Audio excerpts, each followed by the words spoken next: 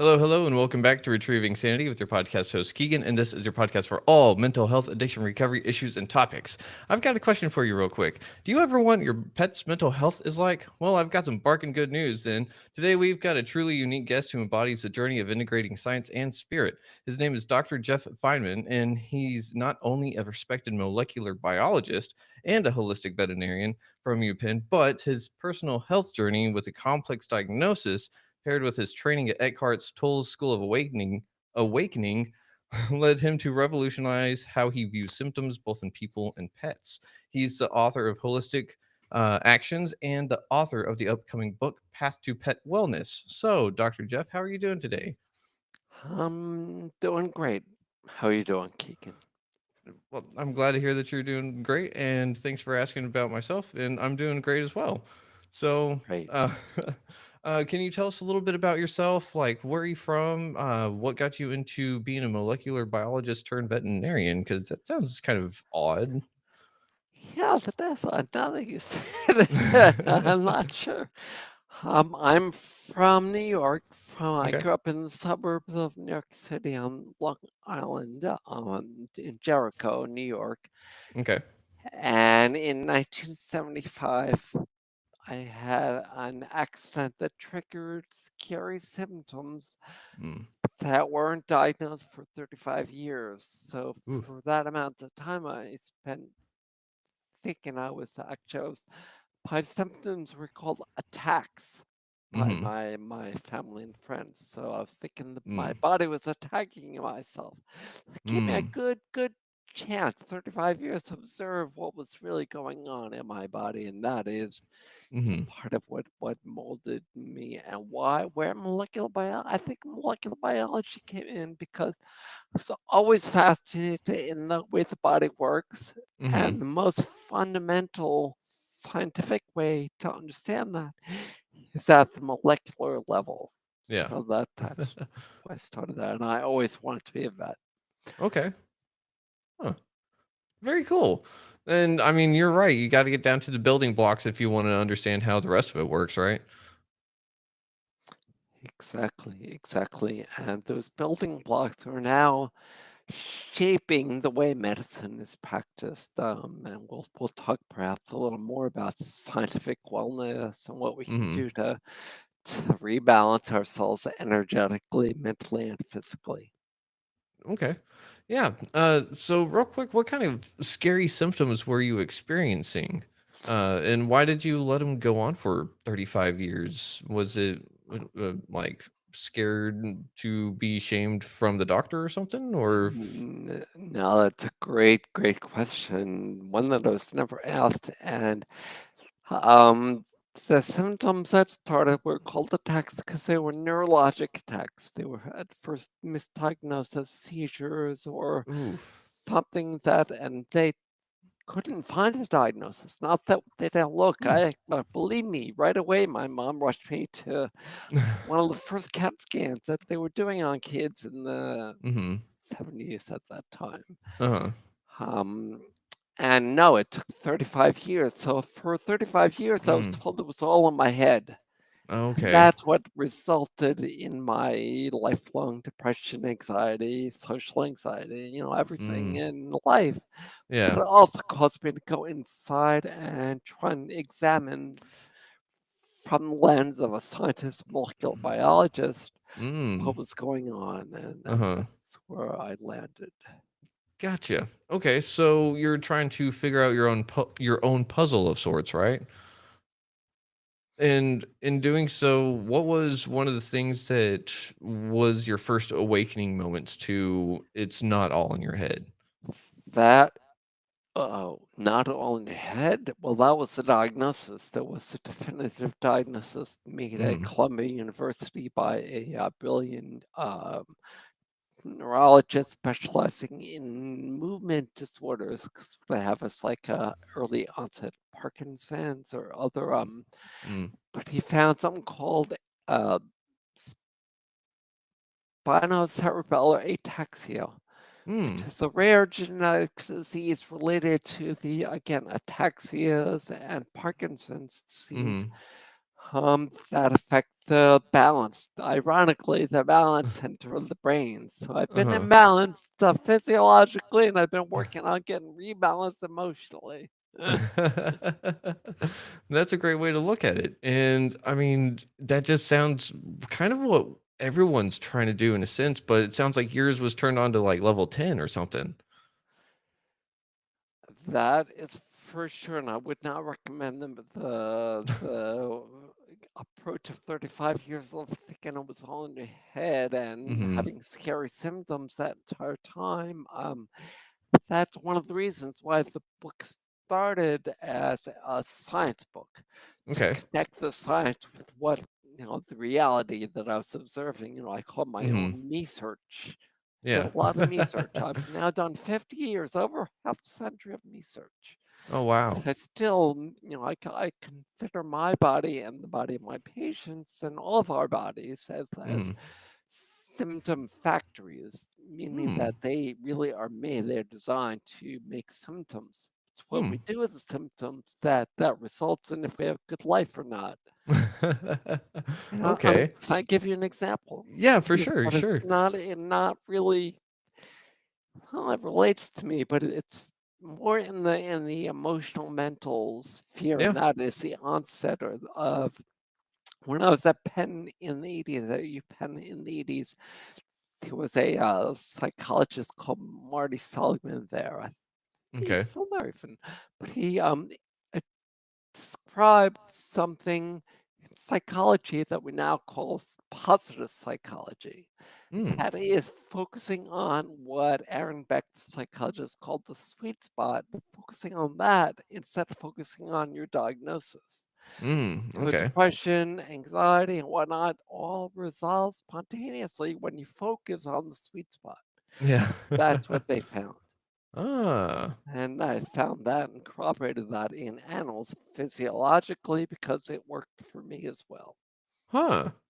Okay, that's whoa. So you're essentially saying that there's a sweet spot for getting rid of just like everything almost instantly, right? I don't know if I'd go that far, but there is a strategy. There is Uh-huh. a very definitive scientific strategy that will help everything right Yeah. away.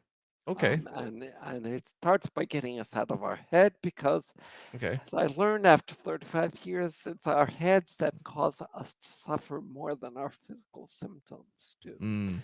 So it's essentially a way of reducing suffering through the body. Mm. Okay, so reducing suffering through the body, and that goes back to what you were saying before about our bodies being symptom factories.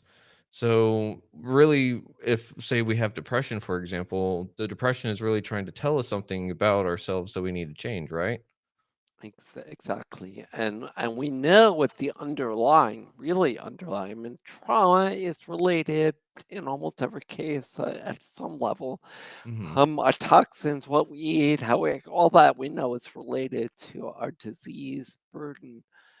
Mm-hmm. But at the underlying root, what we're learning is mitochondria, energy flow in Mm. the body. In fact, flow, the Mm-hmm. concept of flow developed along with the concept of positive psychology, because positive Mm. psychology is a way to help flow, to help get into the flow. We know that when you focus on things that you love, when you focus, you get into the neuropsychiatric, flow that Uh-huh. allows, positive performance. We focused on it performance wise. You can get your work done in half the amount of time and blah blah blah. But for Mm-hmm. animals, it also helps them optimize their physiology, their Hmm. livers and the kidneys, and yeah. Huh. So, real quick, how did you figure out that it worked for animals too? Because, like, we can't necessarily read their minds and they can't necessarily speak out loud. So, they have to really manifest those symptoms pretty outwardly, right?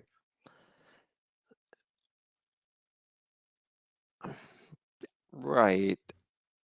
And those symptoms can manifest both outwardly and inwardly. Symptoms actually are two classes: externally visible Mm-hmm. and we'll talk about them in the beam in a minute, and internal symptoms, Okay. which we measure by blood tests and other diagnostic tests.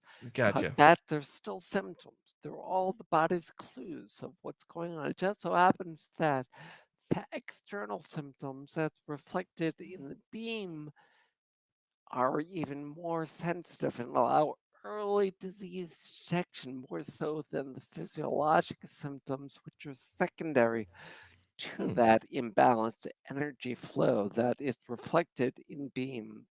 Huh. Beam is an acronym for behavior, energy, appetite, and mood, things that we can observe in our pets every Mm-hmm. day. Yeah. All my students, all my clients, they all measure beam score. I measure beam score. My own doctor asks me, so what's your beam?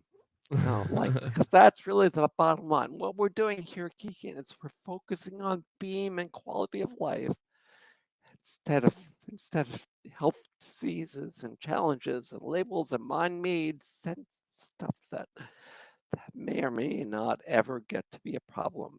I mean, I just today dealt with uh, a kitty cat that they were worried about what might happen. Not mm. not the fact that the cat's eating great, purring, happy, and fine, but what might happen. Mm. Mm. So that anxious aspect was keeping everything kind of in a standstill, I guess. And you could almost say that it was doing more than that, that our anxious and our worry and our energetic emanations like that actually help obstruct the healing process in our animals. Hmm. So when we breathe, Mm-hmm. when we go out in nature, when we are in sync with nature, with our animals, and that helps at every level.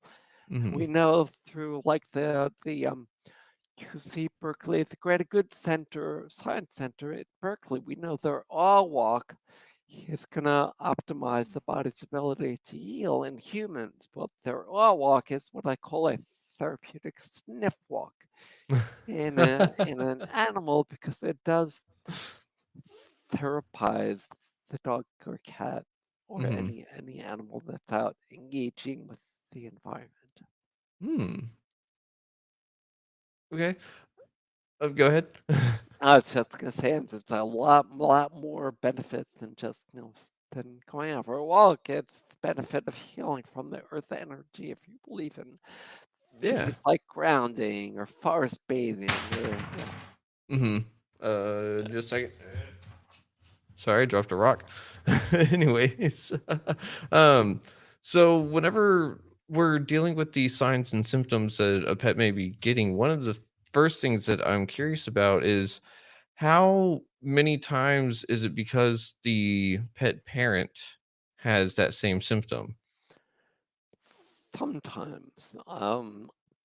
Again, I just spoke with someone today that their pet is mirroring their own disease. Some people might say they're taking it on so you can get rid of it. Mm, And that actually is the case in a lot of cases where the pet hmm, gets, say, IBD, when the IBD remits in the person. hmm, really? And, that, and it really points back to the virtue of just getting balance, aligning with the reality of life and not worrying so much. I mean, our animals are amazing, amazing portals for doing that because they are not worried about those symptoms. We are worried about those symptoms. If Hmm, they have symptoms, they may feel discomfort, they may feel, lameness or whatnot, but they're not worried about what it is. They're not worried about what might happen. They're not worried about what they could do. We are. mm, So yeah, the more we can embrace those symptoms like friends, the better off. hmm. So embracing the symptoms, what exactly do you mean by that? Because I mean, we're trying to stay away from those symptoms, right? Yeah, that is the ultimate goal is to avoid the negative symptoms. But by in my book, I describe something called the silent SOS. They're Hmm. animals who are trying to give us an SOS stands for significance of symptoms. Okay. So in other words, those symptoms are clues to what's really going on. And what we need to be doing is using those symptoms as signposts while we treat the underlying energy imbalance. It might be the schedule is off, it might be the food is off, it might be that there's a energetic trauma that needs to be treated with homeopathy or acupuncture, but we need to get to that root which is reflected by beam. Mm. Okay. So whenever you're doing, I had heard you say a beam score earlier. How do you do a beam score? Yeah, beam scores from 1 to 10, Okay. where 1 is really like lying, comatose almost, and 10 is like 100%. Uh-huh. And we break it down, behavior. Yeah. Does your animal want to engage? Do they want to be with you? Do they want to be off by themselves? So does any little noise affect them? Energy, Mm. energy is easy. Do they want to go for a walk? Do they want to go for the full walk? Do they walk ahead of you on the walk? Are they actively engaged, looking around with their environment? Appetite, another super easy one. Are Mm. they trying to wait to get fed? Do they eat whatever you give them? Do they finish what's in their bowl? Do they lick their bowl? Is food their happiest thing in the world? Mm. And M is perhaps the most difficult because that's subjective, but the mood is so often reflected in behaviors. So Mm. if they're Oh. anxious or they're depressed, they're often either clingy or isolating, depending Mm. on the individuality of the animal. And the individuality brings us back to what I said at the beginning, which was scientific wellness, which is a Mm. paradigm in human medicine of uh, P4, or is it 4? No, it's P4 medicine, 4P medicine, personalized medicine, proactive or preventive medicine, Okay. predictive, and participatory. So it's the kind of Mm. medicine we all want to be part of. Mm. And so I like how you tied in the mood right at the end because for a second I was kind of like, like you said, behavior and mood are almost the same, but without that, like that right where the behavior is, the energy, the appetite, those will tell you what the mood is because the mood could be really anything without those other ones. So and whenever you're dealing with that kind of thing and you're getting those beam scores, do you like, I guess it would be kind of good to track those like a journal, right? So that you could see what the animal or your pet's like doing lately? It is really good, and I'm not gonna. Can I show you the book? Yeah. Or Yeah, it's you a can. journal. It's the Healthy Animals Journal, Ah.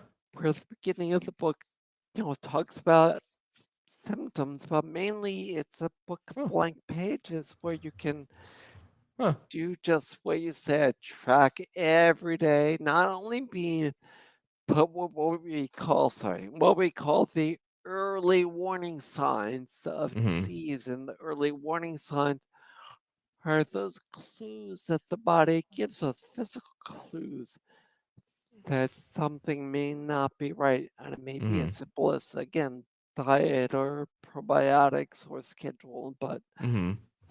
those early warning symptoms are usually things that are considered to be normal. If you go to the Mhm. vet, I just a little bit of eye discharge, a little of ear discharge, a smelly coat, dry Mhm. coat.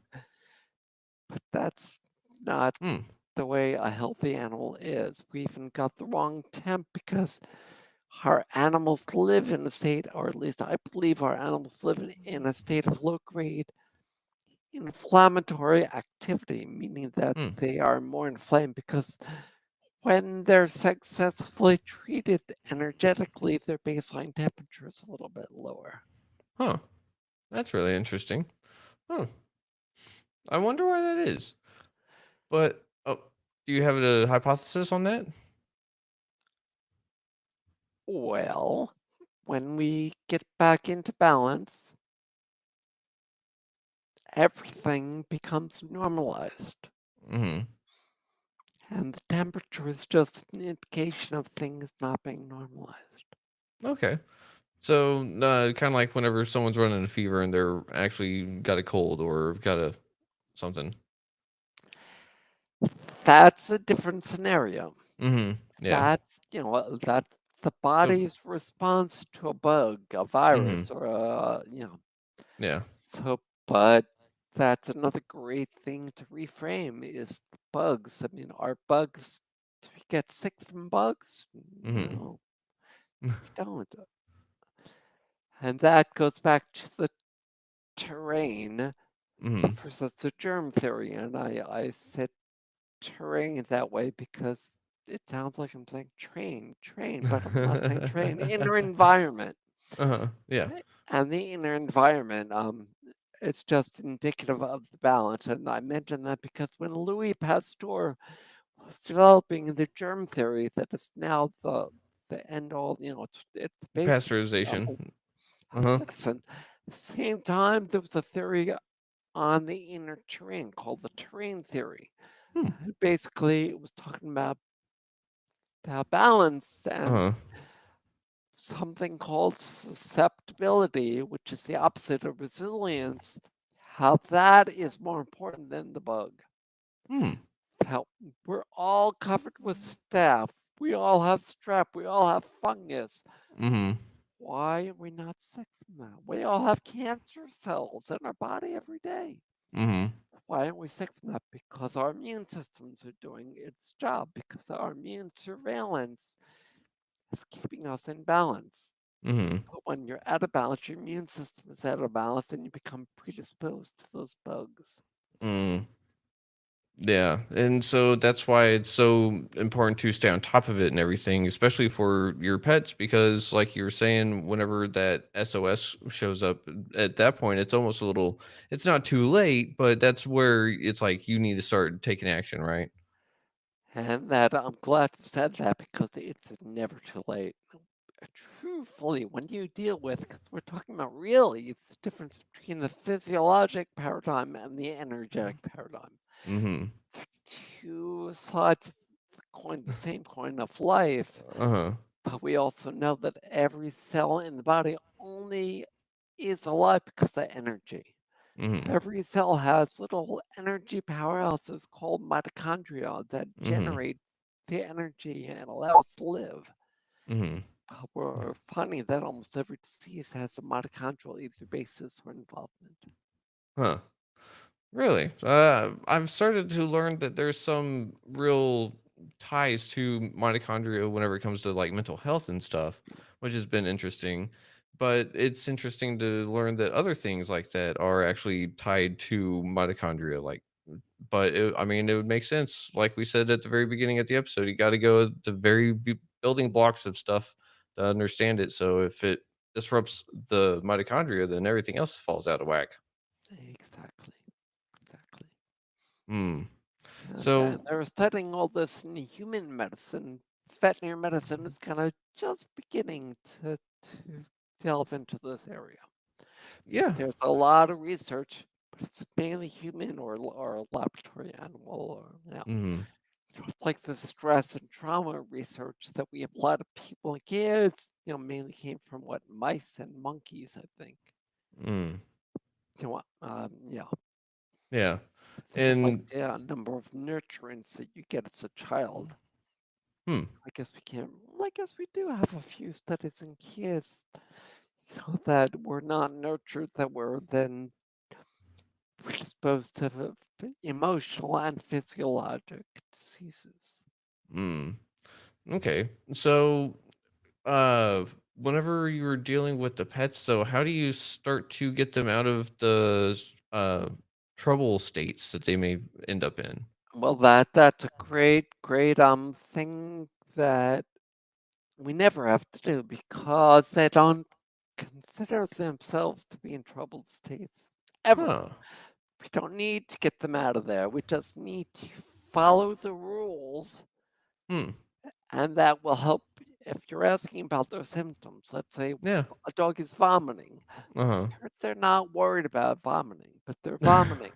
Yeah, this is true. Take them out for a therapeutic sniff walk for 3 to 5 minutes and see if they're vomiting when they come back. And if they are, go back out for 5 minutes or 10 minutes. Hmm. But 80 to 90% of the symptoms will improve or even resolve Hmm. when you give them a therapeutic sniff walk, a snuffle-mat, play with them, give them a happy meal or love therapy, or again, something that focuses on their sweet spot. The Hmm. sweet spot in dogs and cats and all animals is usually pretty easy to find and employ. They talk about eat, pray, and love. Elizabeth Gilbert wrote that beautiful eat, pray, love. But for dogs and cats, it's really eat, play, and love. Huh. Okay. I was just about to say, like, how would that actually kind of equate to the animal world? Because, oh man, my question's running away and I'm trying to catch it. Hang on. Uh, uh, no, it's off a cliff. Okay, it's gone. Damn it. Yeah, but Uh, it'll come back. yeah, it'll come back eventually. But, uh, whenever we're working with our animals and stuff like that, so they're kind of showing us how we can actually treat ourselves too, in a sense, right? And that, my friend, is where Eckhart Tolle comes in. A couple of years ago, Oh, okay. I've been studying with him and listening to him almost every day for many years. A couple of years ago, I did his School of Awakening, and I'm doing a refresher actually on it Huh. in a couple of weeks. Uh-huh. He discusses the very same paradigm from Hmm. the point of view of people and getting us out of our head. And just today, I heard a talk where he was talking about how physiological health follows secondarily in many cases. Hmm. And for animals, it's a lot of keys Huh. because we don't do this. We don't focus on self care or positive psychology or anything for animals. Yeah. Huh. Yeah, because I mean that was one of the things is I remember the question. Whenever you said hitting their sweet spot, I was kind of like, well, the neurological sweet spot for like people would be finding that safe space of sorts where you can really just be yourself and be authentic and just let loose of in a sense, right? But for a pet, like, if they're not worried whenever they're vomiting, they're kind of always happy. That would feel like a sweet spot, but first thing that popped in my head was, like, scratches behind the ear or something, you know? Would it be something along those lines, or would it be something like you have to take their personality into account too? Yeah. Well, thank you for asking that because that brings us to the holistic actions happiness protocol. The happiness protocol is 3 steps, very 3 simple steps. Okay. Step number one, identify what makes your animal the happiest. It might be a happy meal. It Hmm. might be running and playing. It might be loving him up. It might be a snuffle mat. It's pretty easy to determine and employ. And that's step number two is do it more than you already do it. If they're having a challenge, if they're scratching like that, and you're already doing it one snuffle mat a day, do it twice a day, 3 times a day. I'm a big fan of frequent micro engagements every couple Mhm. hours. Take them for a 3 to 5 minute walk, a three to Mhm. five minute game of fetch. That will break the cycle of the symptom because what it's doing is upgrading the mitochondrial function. Mhm. We know that from Martin Picard's work and other human mitochondrial work, but it's upgrading the Mhm. mitochondrial function Uh-huh. to help them flow more smoothly, Hmm. operate more smoothly. Okay.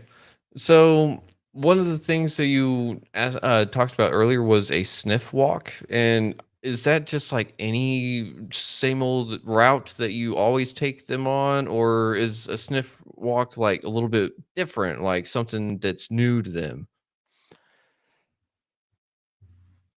It could be anything. It could be walking outside the door, it could be walking down the driveway. It really is guided by what the animals want. Hmm. And Okay. actually, one of our upcoming webinars is going to be from Kathleen Prasad of Let Animals Lead Reiki. And Mm-hmm. that's what we're trying to do is let the animals lead. Because Huh. really, in essence, Keegan, this method is letting a dog be a dog, letting a cat be a cat, letting an animal Yeah. be an animal, because Uh-huh. we are the ones that impose our rules on them. We make them get shots. We make them get, put them into menopause by 6 months of age. Yeah. Um, Mm-hmm. when they're allowed to be themselves, as evidence, for example, by the spay-neuter data between the US and Europe, where they don't spay-neuter necessarily, and they don't Mm-hmm. have as big of an overpopulation problem because their animals are, they're more socialized in many Mm-hmm. areas. They're better used to interacting with other animals, and that's one of the things that dogs love to do more than anything is interact with the other dogs. But you mentioned being in your safe space Mm-hmm. and equating that with being in your sweet spot. Mm-hmm. And I would argue You would argue. that if you need to be in your safe space to be happy, to feel joy, then you're not exhibiting the true freedom and flexibility that defines health. Okay. That's fair. And my wife is going to kill me, but I'll give you an example from the dinner table tonight where we're talking about traveling. And I love to travel when I Mm-hmm. can. My wife hates it Mm. and has not been really traveling anywhere for many, many years. Mm. Hers, I was just at a retreat with that card a couple of months ago, and I was at a global health conference a couple of weeks ago, and I love it. The new environments, everything is just beautiful. But that's the kind of freedom I mean. Mm-hmm. To be able to be happy in that situation is different than being happy when you're at home living, your usual life. Yeah, I mean that's fair, but I really do think that every person is entirely different in their own regards. Exactly. And for animals, it's really just about one thing, and that is safety. So Mm-hmm. they need to be safe. So, you know, animals can feel safe out in the world when many of us really can't for various reasons. Mm-hmm. So yeah, you're absolutely right. And that's why our most common answer to any question is it depends. It Mm-hmm. depends on the individuality. It depends on the context of the whole situation. And Yeah. that, my friend, is the answer to every medical question that you could ever ask is it depends. Yeah. Yeah, I would have to agree right there because it really just depends on literally everything. So like how tall is the patient? How much does the patient weigh? How many fingers do they have?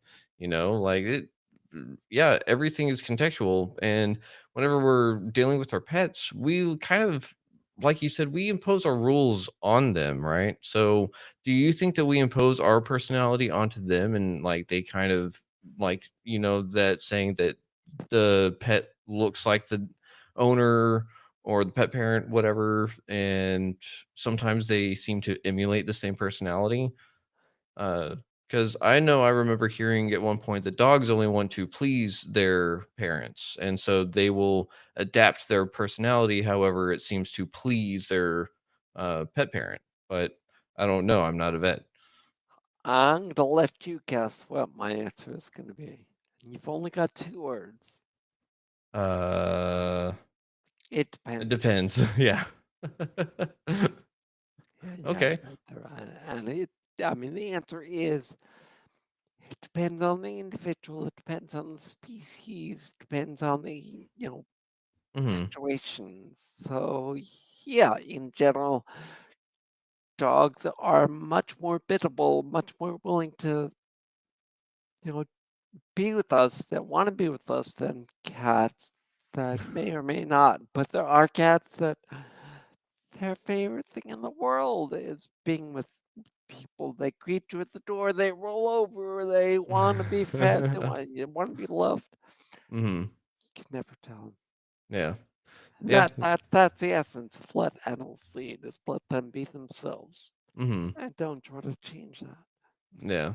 So, And uh, that applies to symptoms, by the way. I mhm. mean, that is a Uh, really, really, really maybe the most important, one of the most important things I would say is that when we oppose symptoms with antis, as an example, antibiotics or anti-inflammatories or any mhm. negative training is a good example of aversive Mhm. training.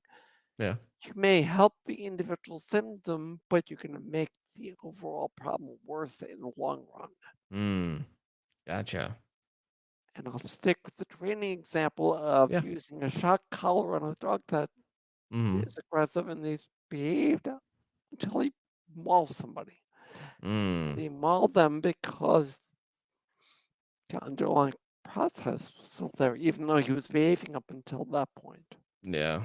Oh, yeah, that would really make sense because that would essentially be the exact same as someone getting mad and you telling them to shut up and just bottle it up until one day they just explode out of nowhere. Ex- Oh, ex- wow. Hmm. exactly. Exactly. Wow. Ooh, so how would someone lean into the symptom of an aggressive dog, because usually they're trying to protect someone, right? It depends. So So in general, it does depend because they do want to sometimes Mhm. be protective. I mean, my dog is the sweetest, happiest girl in the world, but if you try to come into her space, she will attack you. Mm. And that's Okay. partially because she's scared. Mm. She's scared that I'm going to be harmed. She's scared that she's going to be harmed. And the most common cause, the most common trigger for aggression is fear. Mm. Yeah. I would have to say that that really does kind of mimic people too, because I know out of myself and many other close people near me, fear tends to lead to the worst decisions and also leads to a lot of odd and negative reactions instead of responses, you know.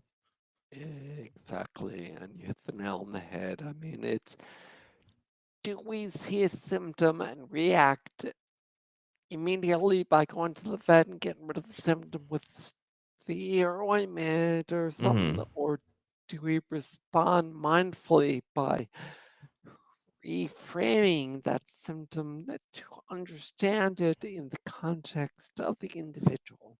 Mhm. Okay. Um, real quick, while it just popped in my head, where can people find you and your upcoming book? Thank you for asking. And the best place to find me is holistic actions with an S Okay. .com. Alrighty. Thank you for putting that up. And then you've got a slash there already. Add the word book. Gotcha. Holisticactions.com / book Sweet. is where they pre-order get all the amazing bonuses that we've got, including a series of webinars where we're going to break down everything that we're talking about. We just had one about reframing the training Mhm. situation. Instead of calling it training, calling it beaming or beam Ah. shaping. We're shaping Hmm. their behavior based on their beam, based on the quality of life and happiness. Huh. Instead of Okay. giving commands or being uh, trainers. We're Uh-huh. not forcing things on our animals. Mm.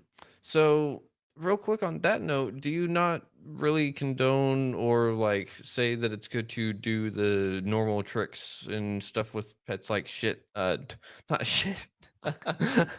To sit and shake. Oh man. I do know pets that will shit on grass. But that's not what you meant. If they like No? it, then yeah, it's fine to do. If you're Okay. and there's a book called Constructing Canine Consent Hmm. that talks in excruciating scholarly detail about the benefits of agency, the benefit of consent Mhm. in training, in Huh. life with dogs, yeah. But it's basically all about letting them do it. If they enjoy it, and a lot of dogs love learning tricks. They're so, especially if they get giving treats. If you give them yummy treats, they're gonna. But there are, I mean, I had a dog that not only wouldn't she do tricks, but she didn't respond to any food or treat. She didn't want to play any games. I walked in the room and she walked out. I mean, What? she had That sounds like a a lot, well, exactly. And she licked herself like a cat. And she was raised with the cat, but she's also traumatized when I got her. Oh. She got, and that was just one manifestation of trauma in a dog. And Mhm. unfortunately, my own dog is manifesting another kind of trauma. Mm. So, were you able to kind of walk with your dog through that trauma and kind of beam them into being more social, kind of? Oh my gosh, have another 2 hours? On this episode, we've got about 15 minutes left, but we could always get you back on to dive deeper into this rabbit hole. Or better yet, you can read the book. Read the Yeah. book where we talk about how the happiness protocol developed because of what you just asked. Because no. The answer Mm, is no. mm, I wasn't. And in fact, it was part of what led me to understand more about why we get sick, why they get sick. And that mm, is something called susceptibility. And Fanya's susceptibility was so high mm, that she got sick and died. And the only time I was mm. able to make her really happy was when I adopted a dog who was the opposite of her. And he got her to run and play joyously a few times, but that was it. Oh man, I'm really sorry to hear that. Um, Thank you.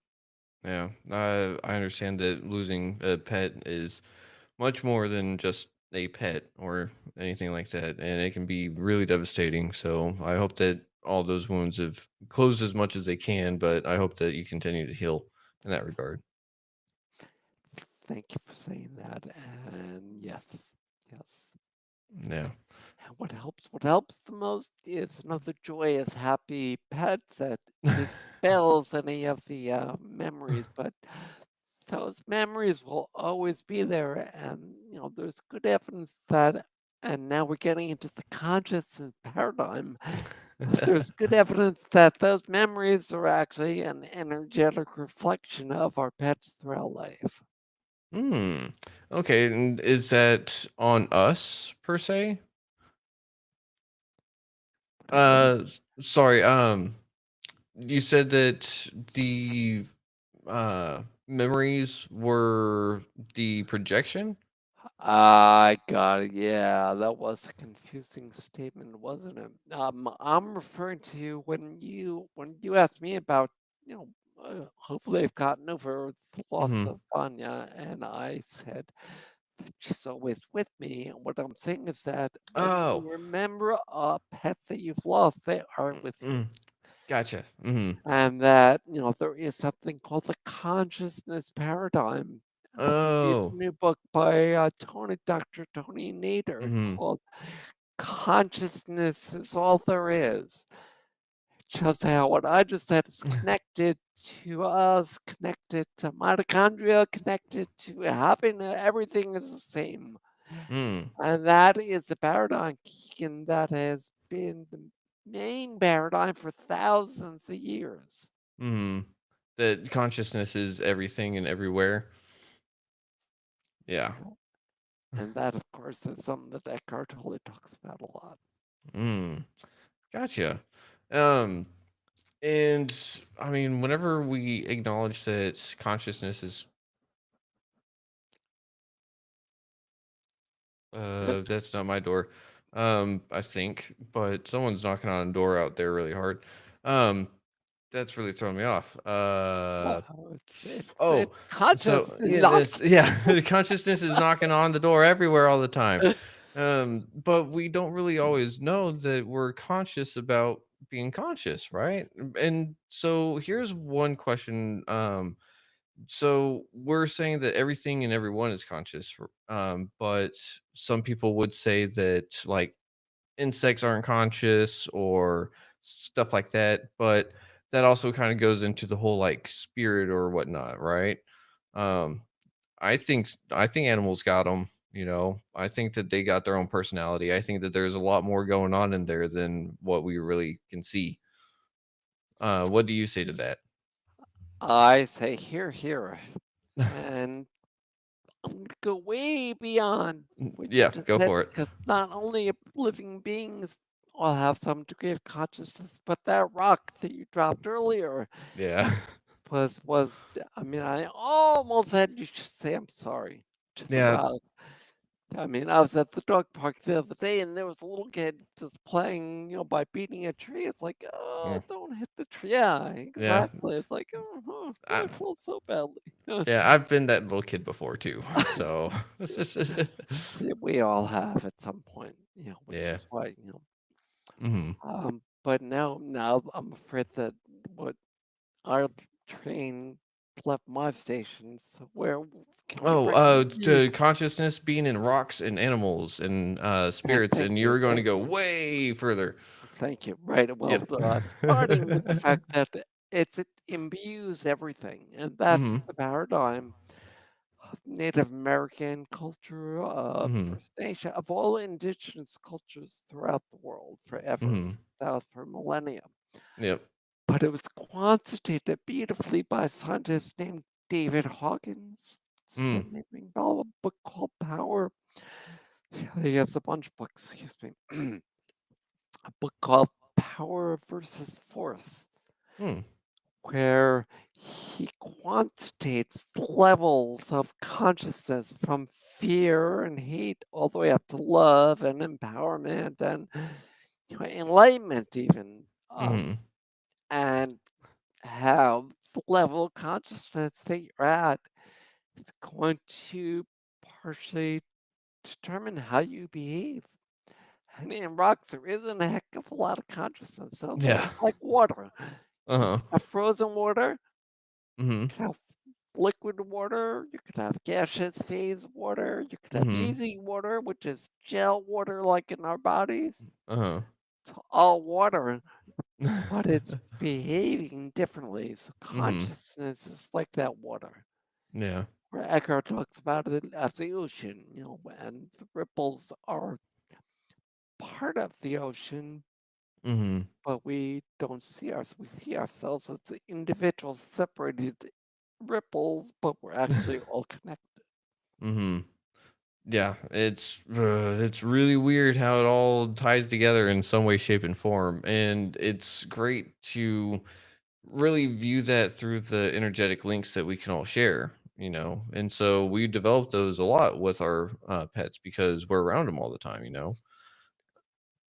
Exactly, and that is actually my unspoken intent with the book is as is happening with me and a lot of people around me, and hopefully with some of my students. So, we're becoming more conscious, more awakened thanks to our Mhm. animals. And that's why we say, part of why we say our animals are our best teachers.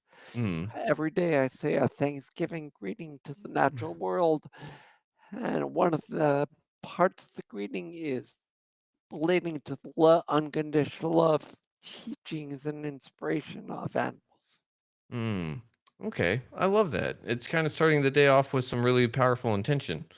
So, and intention is all about directing consciousness. So, if we're just directing consciousness, then we're really kind of figuring out how to do it.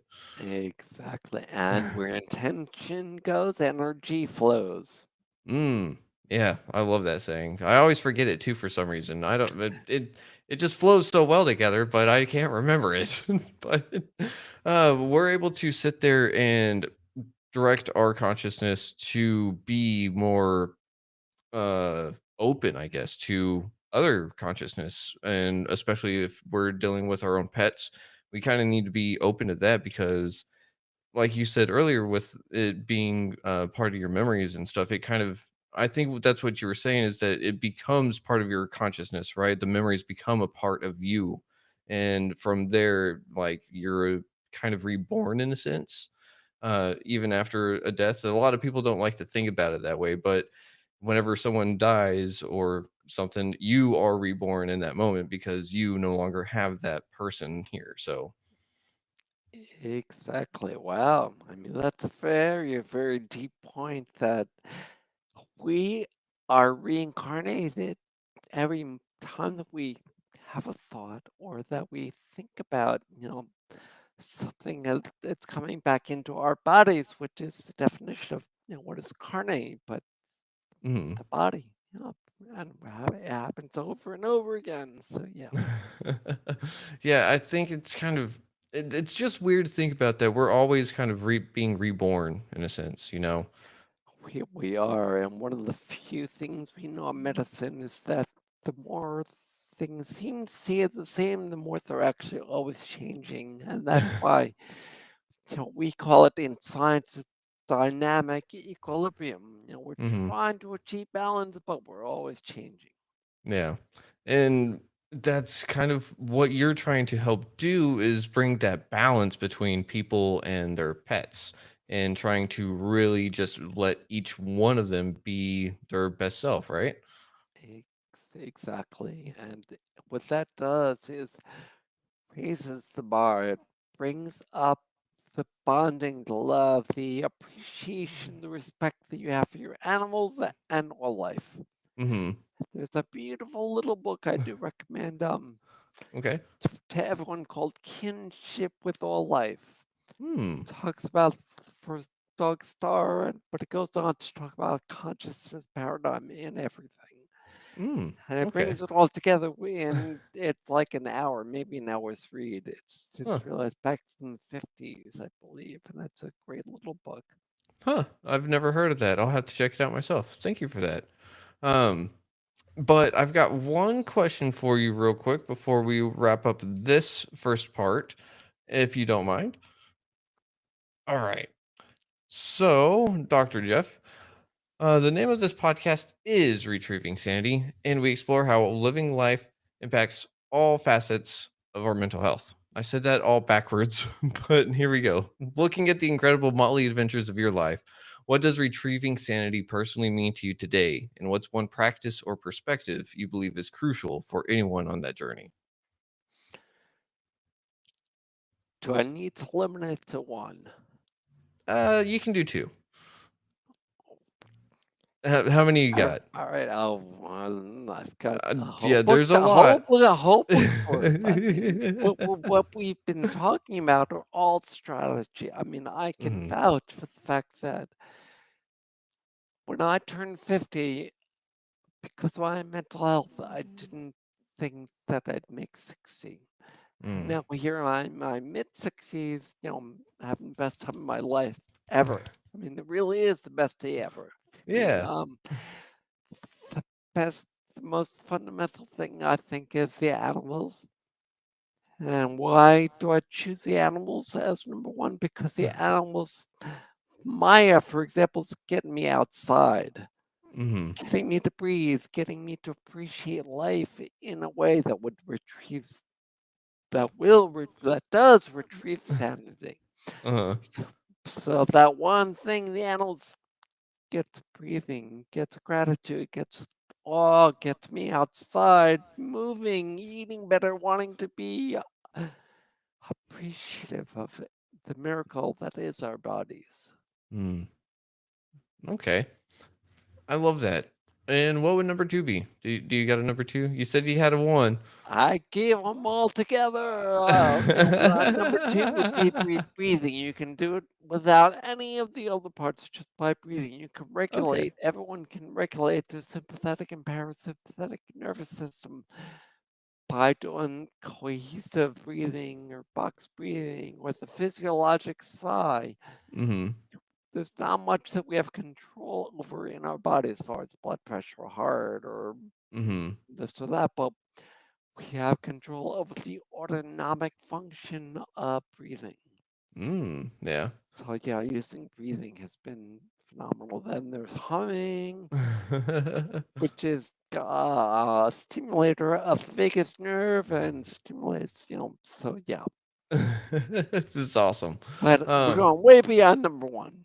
yeah, but that's okay because we have plenty of episodes that we can record.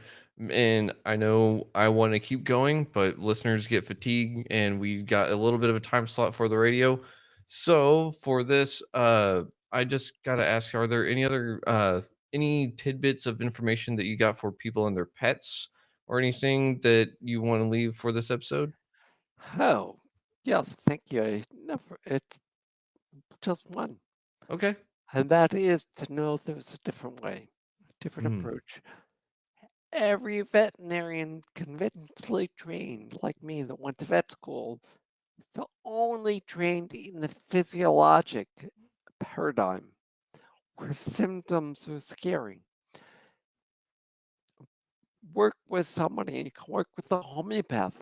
Homeopaths do this, mhm, have done this for hundreds of years to reframe those physiologic symptoms using the energetic lens, which then can be used to modify the symptoms. mm. Okay. Sweet. I love that. So it's something that can give both a perspective shift and actionable steps to do something if something isn't working. Absolutely, for sure. Sweet.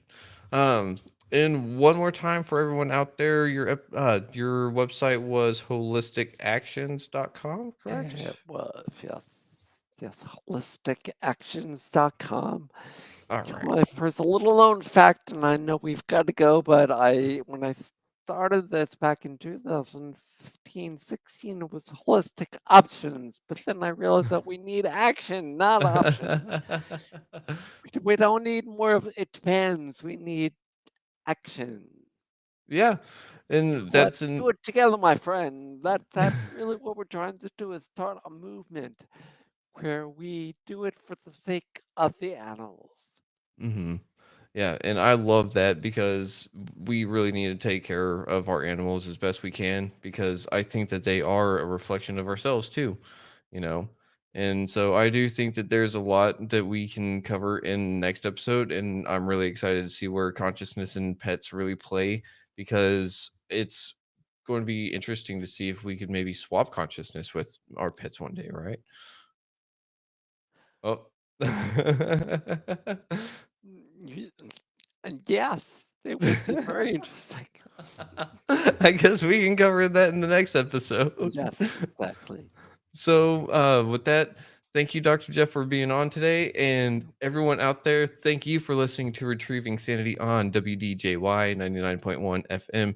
And remember, if you've got a mental health crisis of any kind, you can dial the number 988 and they will give you a help. And if you are part of the LGBT plus community and you need help, then you can dial our friends up in Canada and they will help you out as well because 988 just got stupid for some reason. But with that being said, we're going to leave this episode here. And you folks know what I'm going to say. You got to love yourself. Try to love others if you can, but you've got to love yourself first. And with that being said, we'll see you next week. Much love. I think Schlan. thank